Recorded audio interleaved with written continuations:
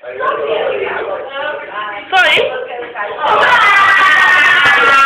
Tá com vontade de chorar, tá?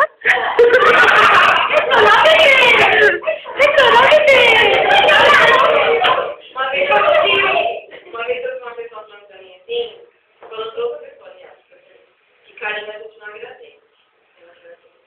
E eu pensava em estar com vocês. Eu fico muito, muito, muito feliz com tudo que vocês fizeram. Cada um correu um pouquinho, ok? Todo mundo se uniu. E eu fico, cada dia faço mais orgulhosa de ver a equipe cada dia mais unida, cada dia mais junta. Cada dia um pensando não só em si, mas pensando no próximo, pensando no outro. E é isso que me motiva a vir todos os dias trabalhar e olhar para a carinha de cada um de vocês e vibrar por uma vida de vocês fazedor e cantar parabéns para um outro amigo nosso que tem aniversário. Não só por mim, mas por todo mundo. É lógico, quando a gente faz os outros, um sempre está encabeçando, mas agora não dá, fulano não dá, não tem espaço para fazer. Mas eu fico muito, muito feliz. Hoje, assim, para mim é um dia muito alegre, muito contente de saber que todo mundo está correndo junto comigo, não por eu ser a coordenadora que você ainda tem, mas pela pessoa que eu sou, que eu conquistei todo mundo. E, assim, da mesma maneira que eu conquistei vocês também me conquistaram.